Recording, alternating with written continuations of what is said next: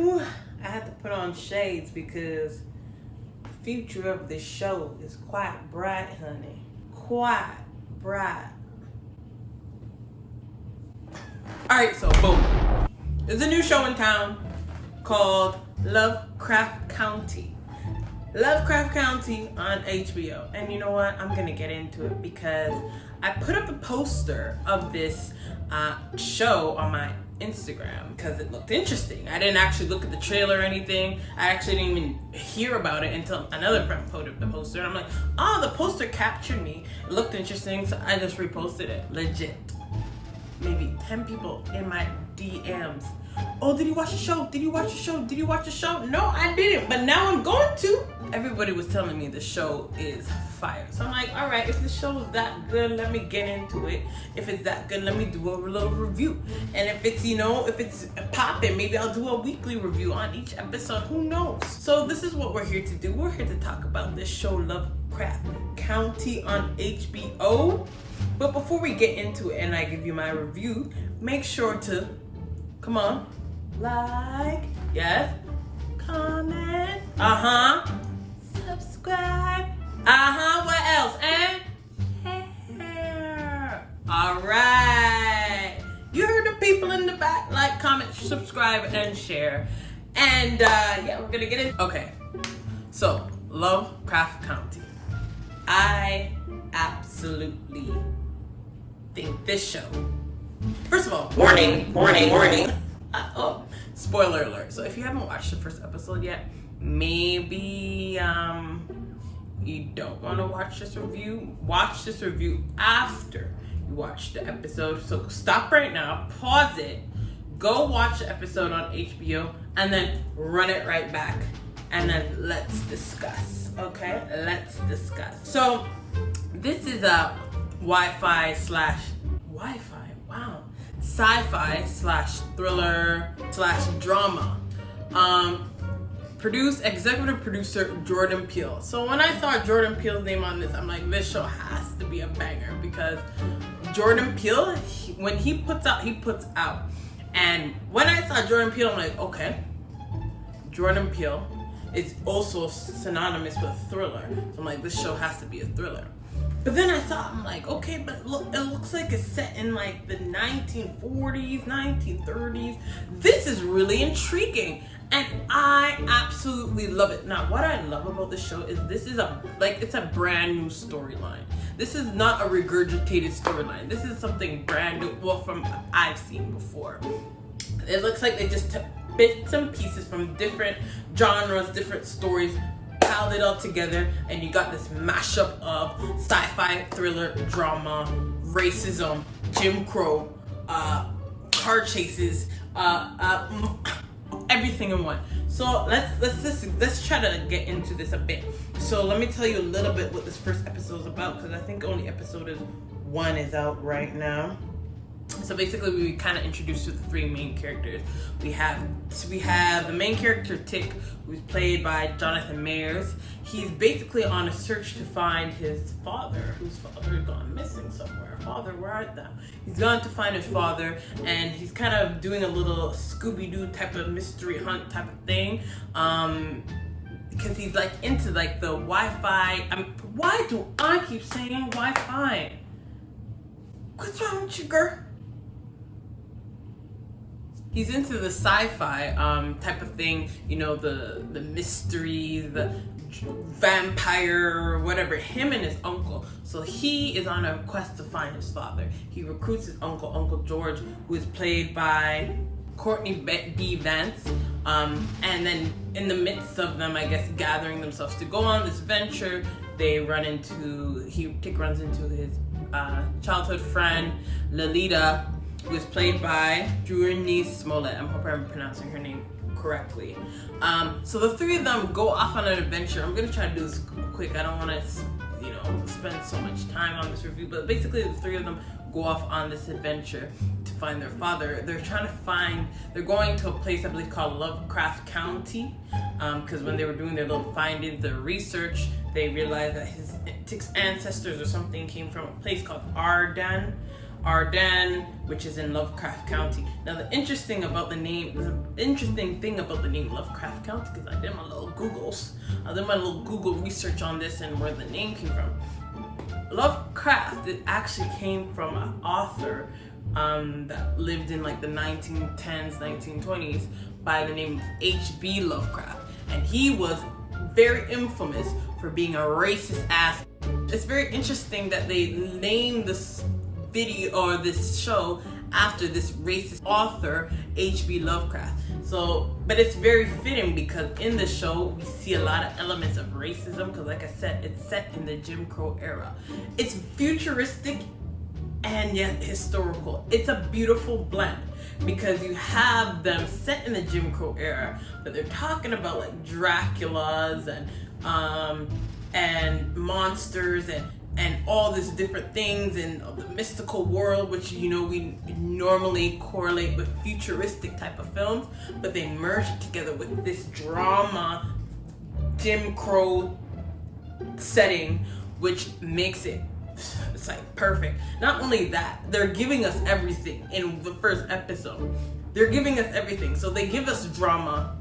They give us Scooby-Doo because now they have this group of 3 people going on a quest to find Tick's father. So we have the Scooby-Doo bunch on this quest in the middle of Jim Crow. They're driving through some racist counties and they're encountering some racist people.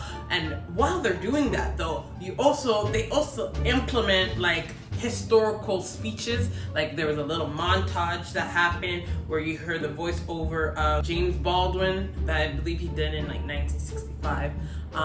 And you could hear with his speech and then the montage or of the scene, the action of the racist encounters, the experience, and then the action really starts for me when they try to go eat at a diner, obviously in a racist town, and they the 2 white people were there, the server and the man. When they walk in, they're like shocked. Oh my God, there's Negroes here. And so the man leaves, the waiter comes, gives them a menu, but then he disappears. The girl goes, he realizes that the guy is actually calling people to come and get them.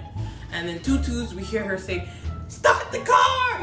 Very much IKEA. We gotta get the fuck out of here now! Start the car! And then a car chase ensues. These racist people start to chase them down the whole county strip or wherever, and it's crazy.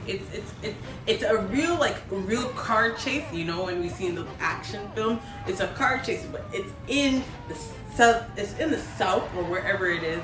It's being done, and then it's in the south, and the car chase is happening in these old school cars. And this girl, she's doing it. She's driving. It's cool. It's amazing. It's amazing. So I'm like, okay, we have sci-fi, we have drama, we have history, we got racism, we got car chases. Okay, what else you gonna give us in this first episode? You don't give us like damn the whole genres. Like, what else can you give us? You know what I'm saying? Now, after that, then they're driving, and they stop to take like a break to look at something because I guess they got lost. They're lost after they, spend the night at the girl's brother's house. They're continuing on their journey, and I guess they get lost. So Tick and Lolita come out to, look around to see where they are. But while they're at the brother's house, they've heard of the sheriff of this county. This is racist sheriff. The brother's like, I never want to encounter him because he has this rap sheet that's like this thick. His complaints about him that are this thick. And lo and behold, as they make the pit stop, whoop, whoop, police car rolls up behind him. Oh, who is it? It's the sheriff. So the sheriff comes, he does a little thing. He's like, okay, you're in a sundown county or something like that. I don't know what I mean. You're in a sundown county, and you're peeing in the sundown county. I can hang you and all this stuff. So you better get out of my county. And the guy's like, Tick's like, smart mouth. It's not sundown yet. He's like, well, it's gonna be sundown in 7 minutes. Well, we gonna get out the county in 6.